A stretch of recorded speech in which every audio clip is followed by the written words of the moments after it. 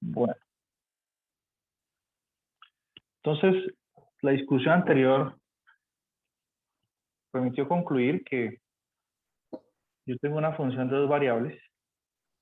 Los candidatos a ser máximo o mínimo o puntos sillas son aquellos siempre y cuando esta función sea continua y supongamos que sus derivadas paralelas son continuas también. Son aquellos puntos tales que anulan las derivadas parciales. ¿Sí? Entonces yo para buscar esos candidatos a máximos, mínimo o silla, debo resolver este sistema de ecuaciones 2 por 2.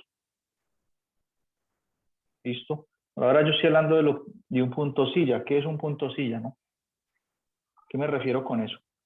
Entonces un punto silla tiene su equivalente en una variable, como les mencionaba antes.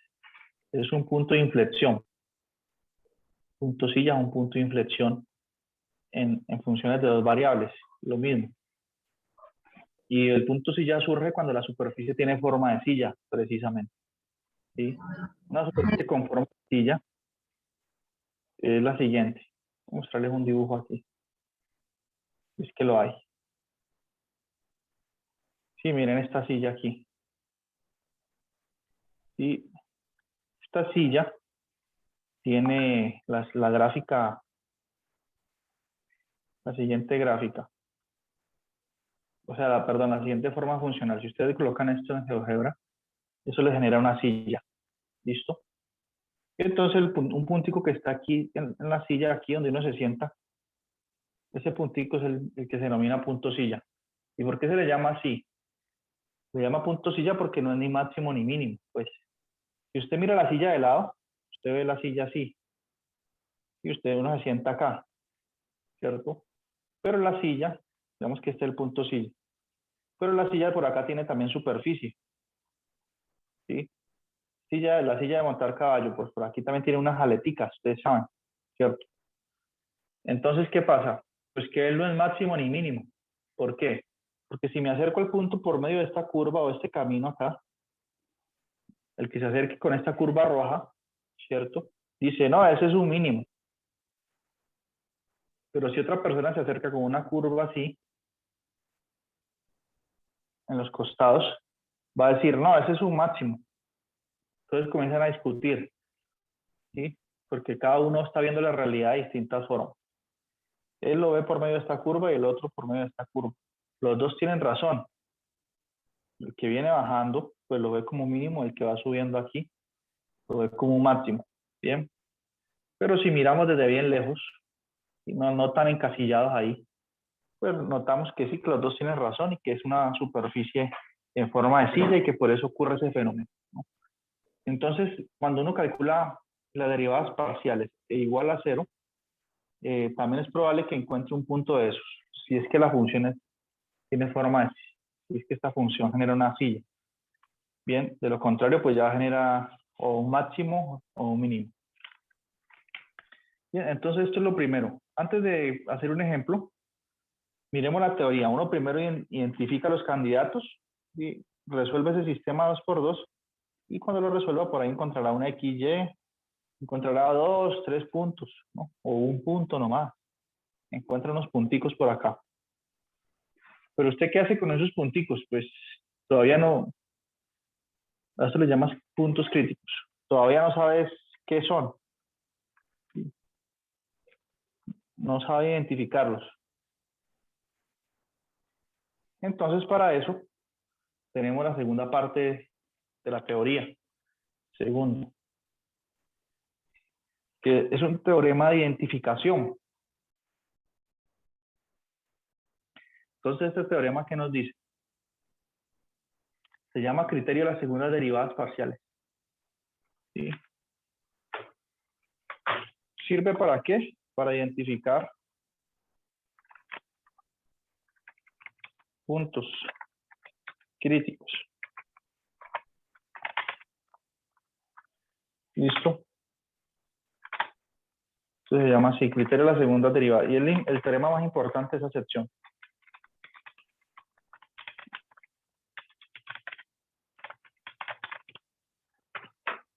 Bien. ¿Qué dice ese criterio? Entonces veamos en el libro para no escribirlo aquí. Entonces dice lo siguiente, y enseguida hacemos ya la aplicación o hacemos un ejemplo pues para ver cómo funciona eso en la práctica. ¿Sí? Entonces aparece este buen resultado. El teorema importante de la sección pues dice, suponga que f es una función que tiene derivadas parciales continuas en una región abierta. ¿Sí? Digamos que la función es continua en una bola que tiene a A, B como centro. Pensémoslo así, porque estamos hablando de máximo mínimos locales, ¿no? Entonces, ya sabemos, supongamos que AB es un punto aquel que anula las derivadas parciales, es decir, ya sabemos que es crítico. Entonces, para identificarlo, es muy sencillo, debemos calcular este valor D, ¿sí? Este numerito de aquí. ¿Sí? ¿Y quién es D? Ese D se calcula usando las segundas derivadas parciales, por eso se llama así el criterio. Miren, ustedes calculan la segunda derivada parcial de f con respecto a x, lo evalúan en AB, lo multiplican por la segunda derivada parcial de f con respecto a y, lo evalúan en AB, y le restan la derivada parcial cruzada elevada al cuadrado, también evaluada en AB. ¿Sí? Esto me da un número real. Y claro, como es un número real, pues puede ser positivo estrictamente, puede ser 0 o puede ser negativo, ¿no? Entonces, dependiendo de qué sea D, qué valor tome, ese numerito, y de qué valor tome las derivadas parciales de segundo orden con respecto a X, podemos determinar la naturaleza del punto crítico. A ver, por ejemplo, en el ítem 1 del teorema dice, si D es mayor que 0 y esta derivada de segundo orden con respecto a X evaluada en AB también es positiva, lo que tenemos es que AB es un mínimo, punto mínimo, ¿sí? Localmente. ¿Quiere decir eso? Ojo, punto mínimo quiere decir que localmente la función evaluada en AB es menor o igual a la función evaluada en un XY. Eso quiere decir que sea mínimo. ¿Sí? Y como es local, quiere decir que esto es cierto para todo XY que esté en una bola centrada en AB, en el plano cartesiano, ¿no? Que es local. Entonces, si yo escojo una XY alrededor del punto AB, allí F evaluado en AB es el mínimo, ¿sí? Es localmente. Y así tengo la segunda parte del teorema. Dice, si D es positivo y esa segunda derivada parcial es negativa, más positivo y negativo, mire. Entonces dice que tenemos un máximo. ¿Listo? Ahora, si D es negativo, las dos condiciones es cuando D es positivo estrictamente, ¿no? En el caso de que D nos dé negativo, inmediatamente no tenemos que analizar más nada. Concluimos que el punto es un punto silla. ¿Listo? Y por último, si D es 0, pues el criterio no nos lleva a ninguna conclusión, pues. Eso es lo que dice la teoría. Este teorema sí no tiene demostración. No es como el anterior que pudimos entender un poco la demostración, analizando pues un resultado del área lineal. En este caso no. Sí, el teorema es muy útil, pero requiere algunas herramientas muy técnicas para demostrarlo. ¿Listo? Por eso el libro dice algo así como que la demostración de este teorema se deja para un curso de cálculo avanzado. Bien. Este es un curso de cálculo avanzado, ¿no? Aquí vemos muchos teoremas importantes. Pero el libro dice que un curso de cálculo avanzado, él se refiere pues a un curso de cálculo donde uno se dedique a demostrar todos los teoremas, ¿sí? Hay cursos así, con ese enfoque. Generalmente los que estudian carreras de matemática aplicada o matemáticas puras, ellos cuando estudian este curso, lo estudian con un enfoque no práctico, sino teórico estrictamente. Entonces, para ellos sí, para un curso de esos teórico, ellos sí dedican las 2 horas a demostrar este teorema, ¿sí? Y nosotros no, nosotros dedicamos, entendemos el resultado y lo aplicamos de una vez. ¿Sí? Que si tenemos una caja rectangular, que bla, bla, bla, de una vez lo aplicamos. ¿Listo? Claro, ahorita no hay, tampoco tenemos algunas herramientas teóricas para demostrarlo. Entonces vamos a aplicarlo, ¿cierto? A ver si se entendió. Pero apliquémoslo con un ejercicio, no cualquier función dada, sino alguna función, una función en contexto. Pensemos en un ejercicio de la siguiente sección, que dice aplicaciones. Y una vez podemos pasar a aplicaciones sin necesidad de divagar por allá. Sí, entonces dice aquí beneficio máximo. Beneficio máximo. ¿Quién me puede leer esta parte aquí? ¿Quién lo puede leer por mí? Es que he dado mucha clase. Ladies.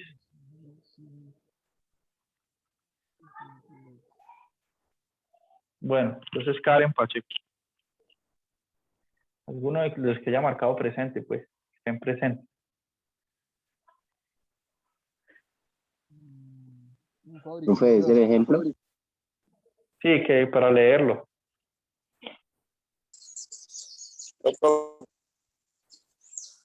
Dice, un fabricante de artículos electrónicos determina que la ganancia o beneficios P en dólares obtenido al producir X unidades de un reproductor de DVD y unidades de un grabador de DVD se aproxima mediante el modelo Listo, la función. Entonces, de P de X, Y igual a...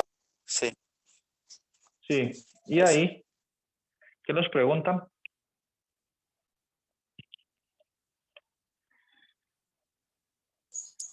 Hallar el nivel de reproducción que proporciona una ganancia o beneficio máximo. ¿Cuál es la ganancia máxima?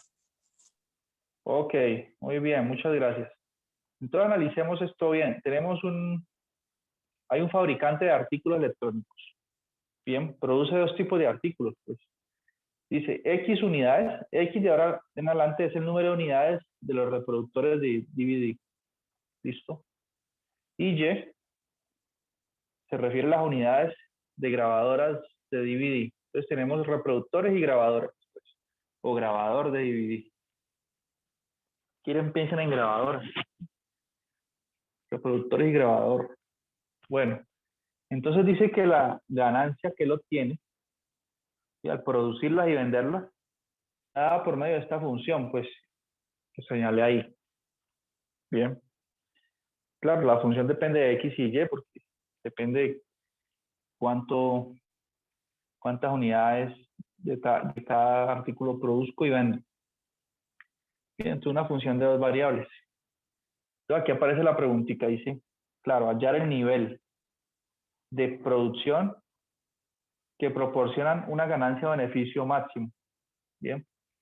O sea, nos están diciendo, encuentre un XY, pues, encuentre el par XY, cuánto produzco de grabadoras y cuánto de DVDs para que la función P tome el valor máximo. ¿Sí? O sea, encuentre un X sub 0, digamos, y un Y sub 0, tal que la función evaluada en ese punto sea mayor o igual a cuando la evalúa en otro nivel de producción, en otro par XY. Sí, eso es lo que yo quiero. Y eso es lo que están interesados todas las empresas, ¿no? Todo el mundo está interesado en esto. Los atletas, cualquier empresa está interesado en eso. Uno está interesado en eso. Y maximizar los beneficios. ¿Sí o no? Entonces, como tenemos una función de dos variables, pues decimos nosotros, bueno, el candidato a máximo o mínimo lo da que solucionar un sistema. O sea, el máximo y el mínimo, ¿qué hacen? Hacen que la función, la derivada parcial de la función en el punto de cero. ¿Sí? Entonces yo calculo las derivadas parciales de P con respecto a X. La derivada parcial de P con respecto a Y igual a 0. ¿Sí? Y me va a quedar un sistema 2 por 2. ¿Sí? ¿Cuánto van esas derivadas parciales igualadas a 0? Veamos en el libro. Las cuentas. Entonces, si P es igual a esta expresión, la derivada parcial de P con respecto a X me da, derivo ese pedacito, la derivada de 8X es 8. ¿Sí? Es el 8 que está acá. Continúo derivando con respecto a X, llego aquí, digo su derivada es 0 porque Y es constante cuando derivo con respecto a X, no contribuye en nada. Llego aquí, veo una constante, y veo que esa constante está multiplicando todo esto, entonces entro con la derivada hasta ahí. Y derivo el 2x, el x al cuadrado, que es 2x, ¿cierto?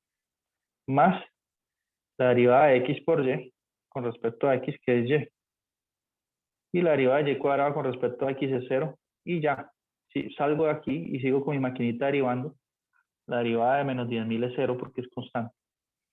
Entonces, esa es esa derivada parcial. Listo. Ya la obtuvimos. Y con respecto a y ahorita, ¿qué nos da? Lo mismo, vengo derivando con respecto a y, esto es a 0. La derivada de 10y con respecto a y es 10. Este y es que ustedes ven ahí. De una multiplicación de una constante, entro, paso por aquí, llego a esta paréntesis y empiezo a derivar con respecto a y. La derivada de x cuadrado con respecto a y es 0. La derivada de x por y con respecto a y es x. La derivada de y es 1, 1 por x es x. Este x de aquí. Y la derivada de x a la, perdón, de y a la 2 es 2y. Y la derivada de menos 10.000 pues es 0. Listo, ya yo tuve las derivadas parciales. Como yo estoy buscando los puntos críticos que van a ser los candidatos a máximos o mínimos de esta función, pues tengo que igualar a 0 esas derivadas parciales. Yo tengo este sistemita de ecuaciones. Correcto, ahí está el sistemita. Bien, y debo resolver ahorita este sistema. Entonces, veamos esta primera ecuación que está aquí. Voy a escribirla en la pizarra. Organicémosla un poco. Ahí aparece que es asociada a esta derivada parcial, ¿no? Aparece 8 menos 0.001. Es lo mismo que tener 1 sobre 1000, ¿no? Colocarlo así en fracción mejor. Por 2x más y. ¿Listo? Igual a 0. Esta es la primera ecuación que tenemos ahí. Pero está muy fea así escrita, ¿verdad? Escribámosla de una forma más agradable. Por ejemplo, esta parte que está aquí negativa, puedo pasarlo al otro lado y queda positiva. Y al hacer eso me queda ya de esta forma. ¿Cierto? Y luego este 1000 que está ahí dividiendo, puedo pasar a multiplicarlo con el 8. ¿Cierto? Está dividiendo, pasa a multiplicar al otro lado. Es lo que uno dice comúnmente, ¿no? Y me queda que 8000 es igual a 2x más y. ¿Listo? Miren que ya quedó más bonita. De hecho, uno acostumbra a escribir la constante en el lado izquierdo de la ecuación. Entonces yo puedo borrar aquí y escribir el 8000 acá. Y miren qué tan bonita quedó esa ecuación. Estaba muy mal escrita. Así se ve mejor, ¿cierto? Entonces eso es lo que hace el libro en el siguiente paso. Bien, dice, después de simplificar este sistema de ecuaciones lineales puede expresarse como, y aquí nos dicen cómo se puede expresar. Y entonces es la primera ecuación que vimos. En la otra hago exactamente lo mismo. Escribo esto como 1 sobre 1000, paso al otro lado, 1 sobre 1000 por 10 es 10.000 y me queda esta ecuación. Bien, y es un sistema 2 por 2. ¿Cómo resuelvo el sistema 2 por 2? ¿Sí? ¿Cómo lo resuelvo? Entonces, fíjense. Entonces aquí coloco la otra ecuación que quedó como x más 2y igual a 10.000. ¿Alguien se acuerda o alguien tiene una idea para resolver este sistemita aquí? 2 por 2 de álgebra lineal.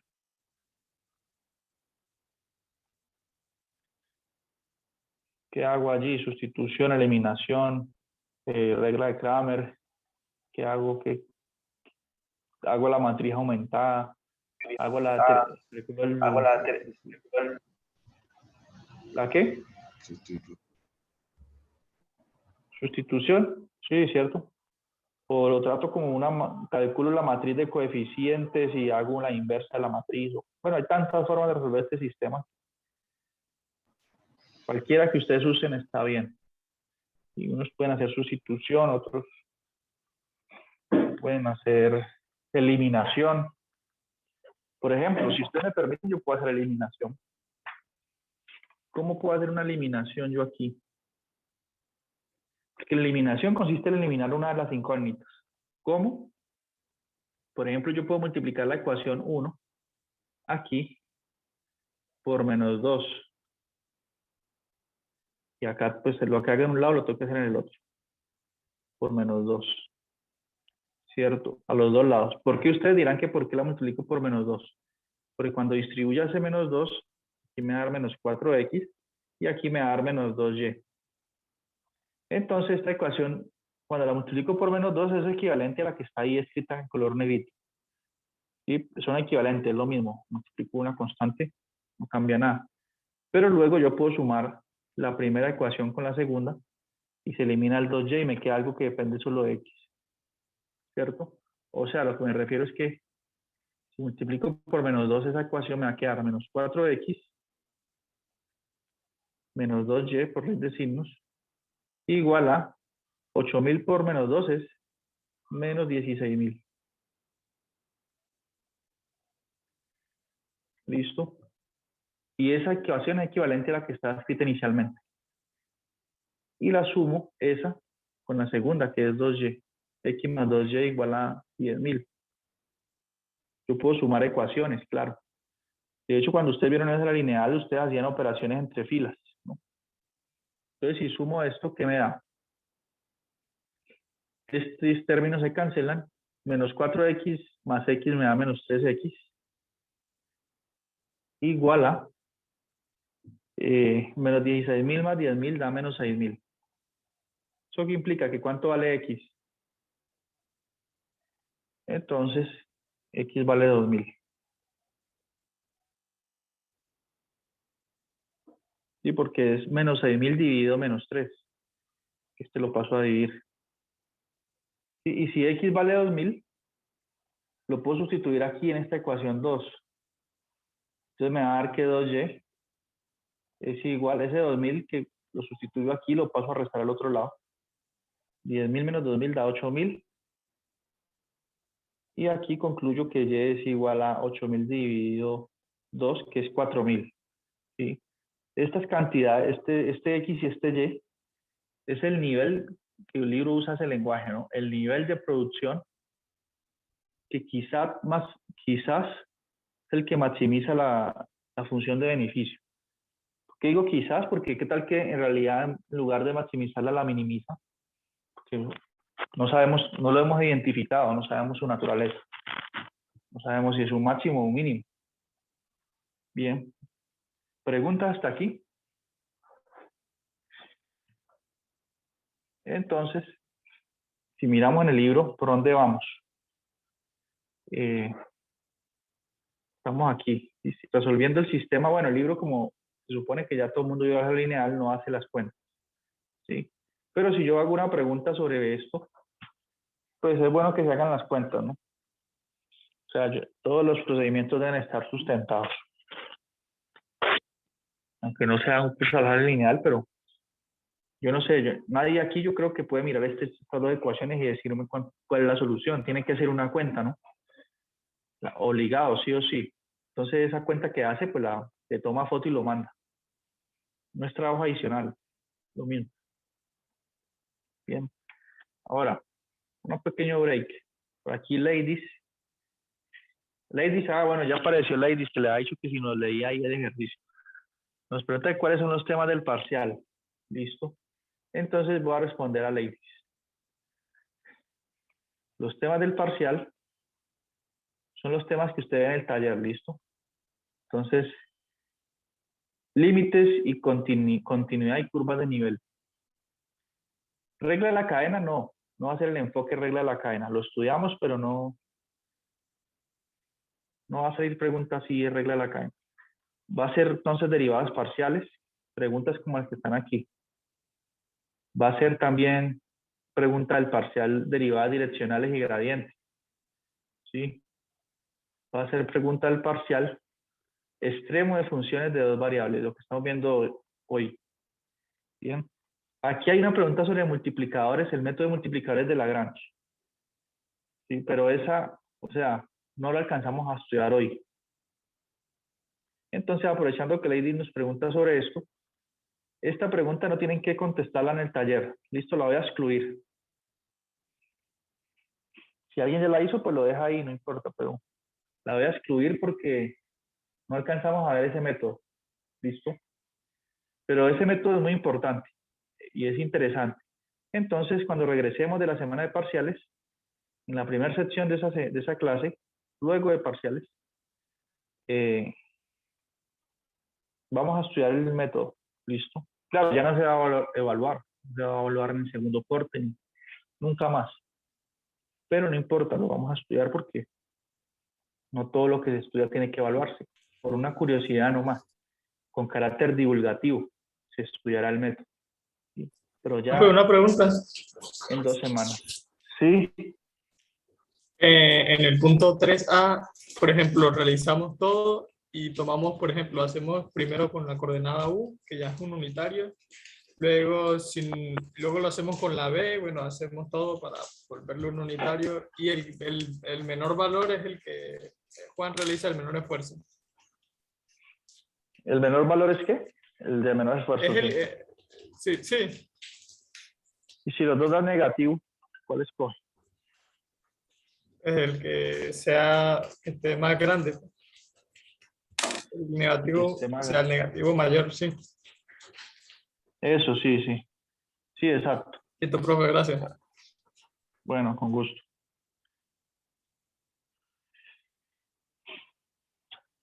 Bueno, otra pregunta.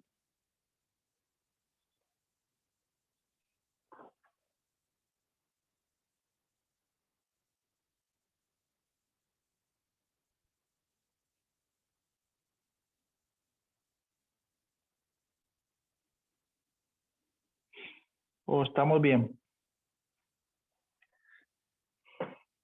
Bueno, entonces hasta ahorita hemos hecho resolvimos un sistema 2×2, ¿cierto? Y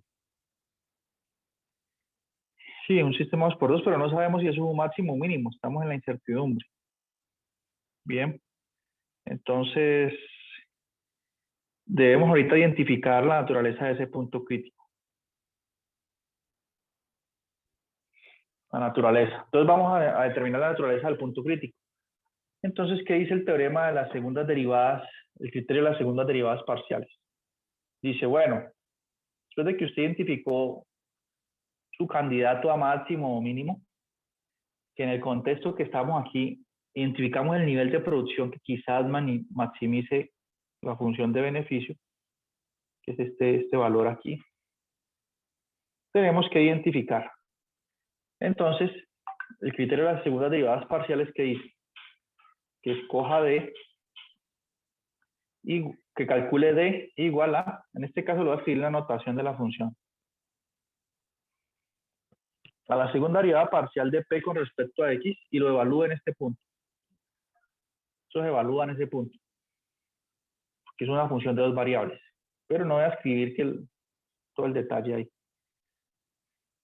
Lo multiplico eso por la segunda derivada parcial de P con respecto a Y y le resto la mixta. Y elevo aquí al cuadrado a los dos lados. Eso es lo que dice el criterio, que así se calcula D. ¿Sí? Es el que nos ayuda a identificar.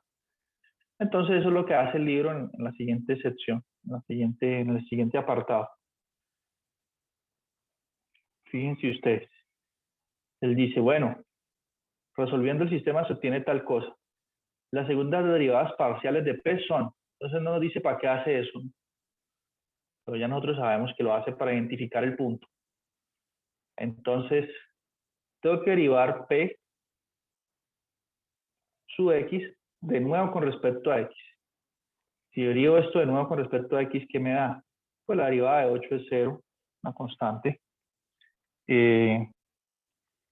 Y derivo, bueno, continúo derivando, esto es una constante que está multiplicando este factor, entonces derivo aquí en este factor.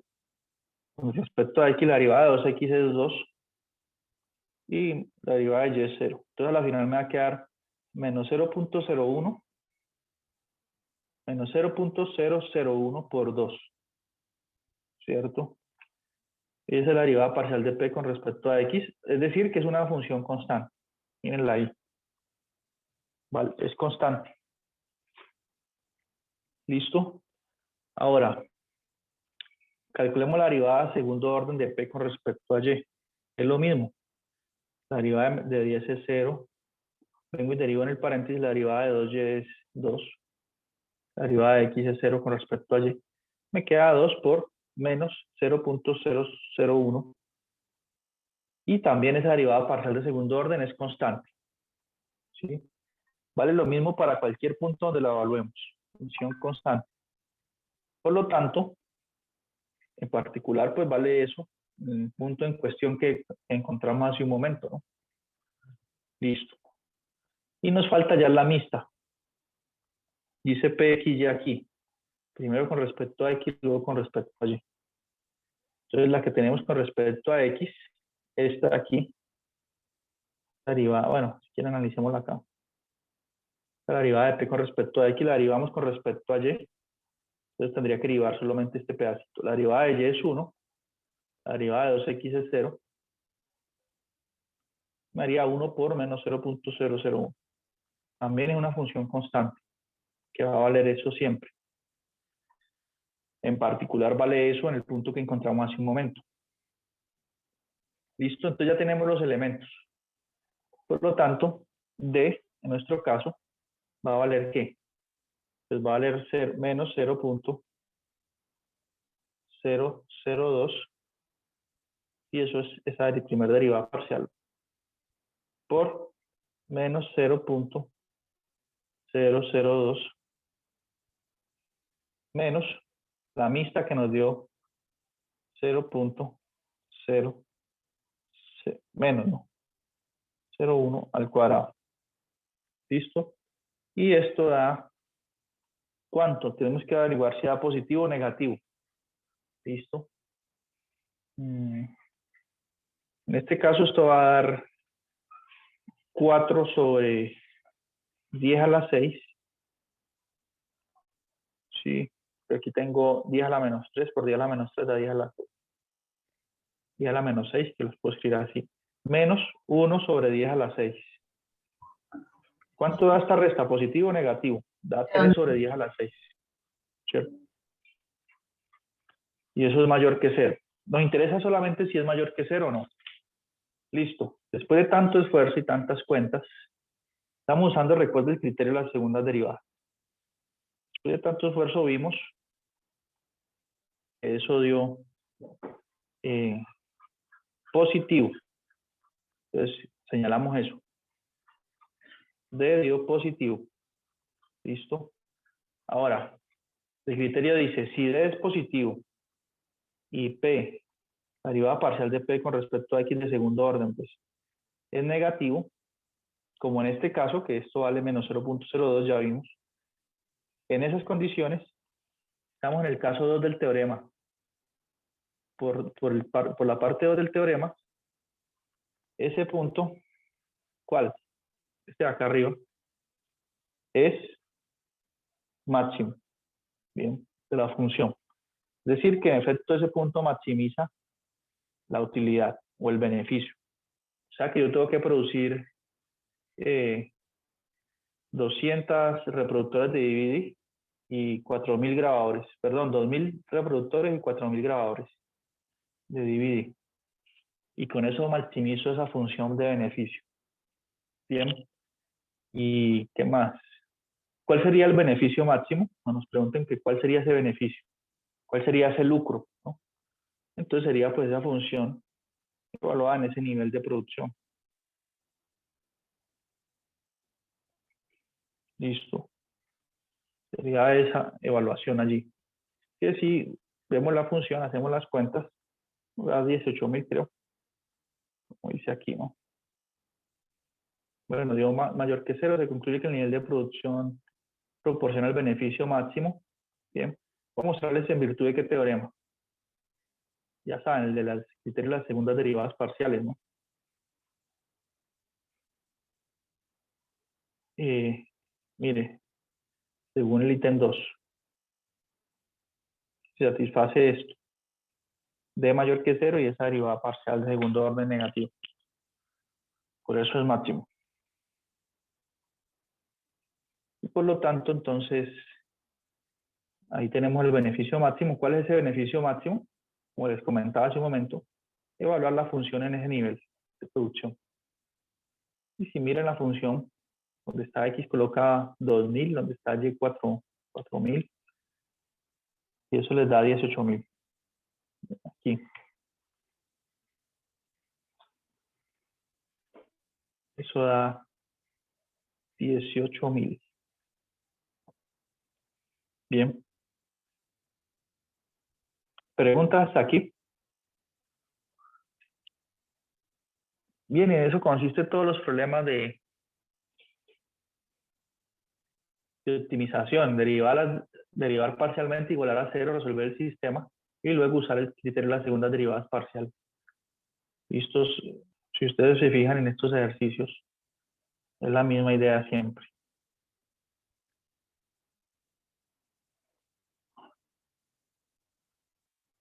¿Sí?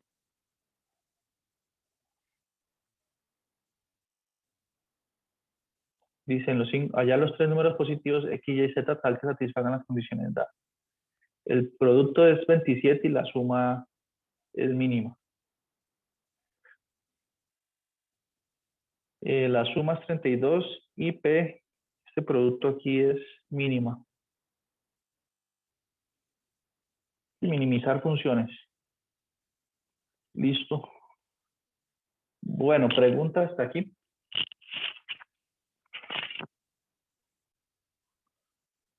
¿O no?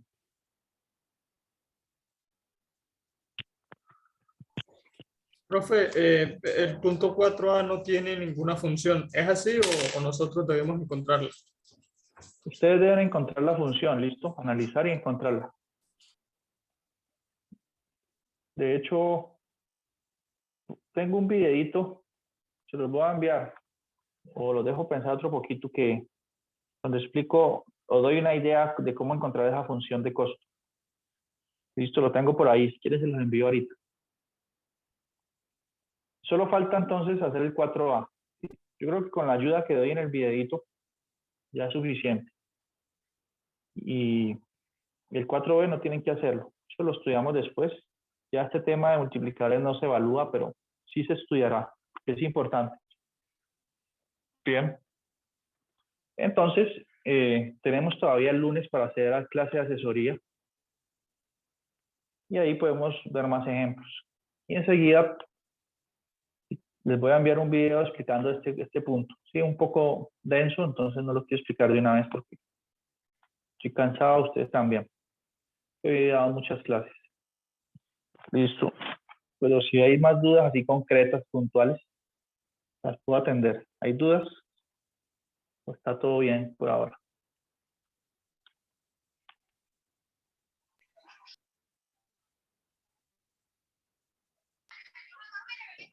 Pues por mi parte, bien. Bueno, entonces podemos terminar más tempranito. Y enseguida les envío el video con una ayuda para el 4A. ¿Listo? Listo, profe. Gracias. Entonces, pues, si necesitan asesoría para hacerla. Bueno, que estén muy bien. Hasta luego. Listo, profe, hasta luego. Bueno, Hasta luego. hasta luego.